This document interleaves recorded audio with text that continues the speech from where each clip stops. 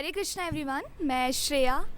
तो आज मैं आप सबके सामने एक ऐसी पर्सनालिटी पर कुछ शब्द प्रस्तुत करना चाहूँगी जिनका इम्पैक्ट हमारी लाइफ में काफ़ी ज़्यादा होता है। जब कभी भी हम अकेले होते हैं ना, तो उनकी याद तो हमें ज़रूर आती है। तो आज की मेरी कविता का शीर्षक है हमारी प्यारी दादी माँ।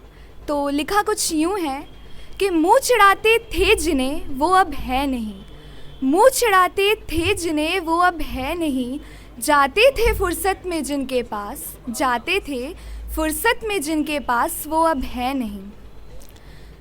बचाती थी जो पापा की डांट से, बचाती थी जो पापा की डांट से, दिलाती थी याद उन्हें उनका बचपन बड़े प्यार से।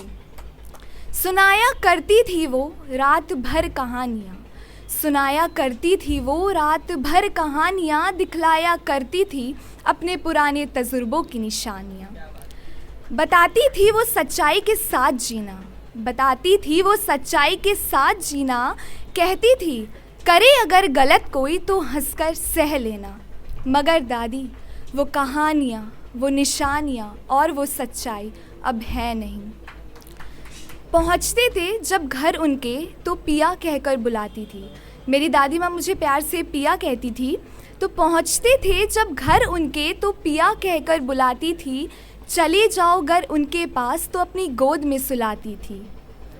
पसंद था उन्हें मेरे हाथों से दही और आम खाना, पसंद था उन्हें मेरे हाथों से दही और आम खाना, बोला करती थी वो पिया मुझे कभी छोड़ कर मत जाना।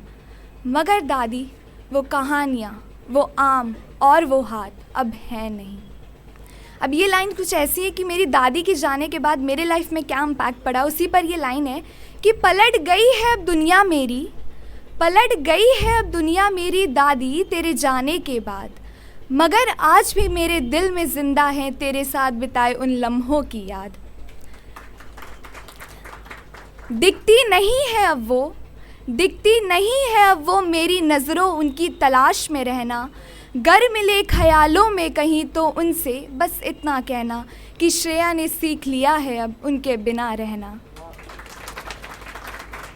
कि भूल गई है वो, कि भूल गई है वो उनकी गोद में सोना, कि जान चुकी है अब वो, कि जान चुकी है अब वो आवाज़, वो हाथ और वो गोद अब है नहीं, अब है नहीं, अब है नहीं। शुक्रिया शुक्रिया।